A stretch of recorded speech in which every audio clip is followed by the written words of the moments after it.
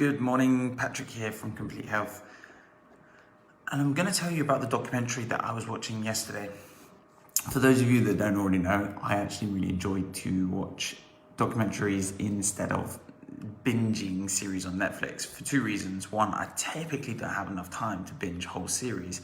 And two, I just find documentaries much more productive use of my time. But this one was really interesting because it was a follow-on of a book that I read a couple of years ago called Anticancer by David Servan. He's French. I can't say, he's got a double-barreled name. I can't say the second half of his name. But David's book, Anticancer, they've made a new documentary. It's currently on Netflix and it's called The C Word. And obviously, based on the name of his book, you can probably understand what it's about. And basically, David is trying to educate the public on how can we actually change the conversation around cancer. Because basically, when he was given the diagnosis, it was something that was accidentally found. He basically jumped into a scanner for a friend. He jumped into a scanner for a friend because his friend was doing brain scans on people to detect certain changes. I think it was in behavioral changes, but anyway, he jumped in this scanner as a favor for his friend as part of his friend's study. And his friend, unfortunately, found a tumor in his brain. Didn't know it was there, had no symptoms, no prior requisites or symptoms suggested that he had a brain tumor, but there was a brain tumor present. And as a result, he was shocked because he considered himself relatively healthy. He was eating a relatively healthy diet. He was exercising relatively regularly. He was generally taking care of himself. So why in this instance where he had no symptoms, no problems, was he found to have a brain tumor?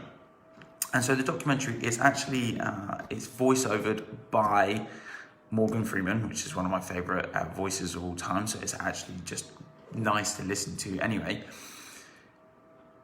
He found that it's really the corporations that control the planet that are really in control of why cancer has been allowed to stay for so long. And there have been certain laws, and part of it is to do with Parliament, part of it's to do with lobbying, part of it is to do with us as the public just being ignorant. But things like our diet, our exercise levels, our social interaction, and the chemicals that we expose ourselves to in our environment all have an impact on the risk of us having cancer. And when we talk about cancer and we talk about the terms of what causes it, there's a word that's used quite frequently that most people have heard of, and it's the word carcinogen. Now, carcinogen basically is a word to represent something that we do, or carcinogenic, something that we do with our body that causes inflammation in the body and heightens our risk of disease. Now, ironically, we're talking about, in this video, cancer, but when we increase risks of inflammation in our body, we actually increase risks of any disease. It doesn't need to be cancer. It could be knee pain, back pain, headaches. It could be sciatica. It could be blood pressure. It could be reduced immune function. It could be any of the following diseases in our body, because pretty much what we know about all disease is caused by an inflammatory response. When you personally get sick and you absorb a virus, your body will cause an inflammatory cascade and an immune response in order to fight that off. But the reason why you get stuff like fever and all of these other things is we get an inflammatory response to try and fight off and defend ourselves. However, when we go into that state chronically, and we stay in that stage for too long, it can actually reverse the effects of how beneficial it is for ourselves. So what David was basically talking about in his documentary is that we need to eat more of a whole foods diet. We need to exercise moderately. We need to maintain good social interaction. And we need to look at the things that we put into our bodies and actually have in our houses, stuff like the cleaning products, etc. Because the majority of them that are on the market that have been approved by the FDA have never had to go through any prior testing. So the reality of it is they've gone through testing to see whether it kills mice, but they've never really tested it any further. And we don't know what the outcome of these things are, but they're all considered safe. Whereas there have been products, stuff like Frylight, for example. Frylight is one that I know for guarantee.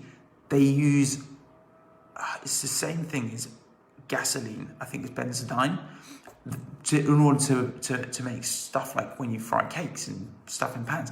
There's compressed gas in there that is the same as gasoline, the petrol you put in your car, and you're using that to bake cakes. So the conversation is, how do we actually then reduce the inflammation? And like I say, it's by improving the way that we eat, the way that we think, the way that we move, and the chemicals that we start to expose ourselves to, which is essentially the principles that chiropractic have been teaching for the last 125 years. These things are not secret, by the way. The cures to cancer, or what we call the cure to cancer, is actually to prevent it from starting in the first place. And what you do now is going to prevent what happens in the next 30 years. So rather than wait until you get that word and someone turns around and says, you've got, and by the way, I've used the example of cancer this morning just purely because it was the documentary that I watched yesterday. But if we use that as an example of why do we wait until the disease takes place before we start taking action on how we can improve our health? Because it's always when something goes wrong, it then becomes much more difficult to fix that problem. Patrick here from Complete Health, and I'll speak to you guys again tomorrow.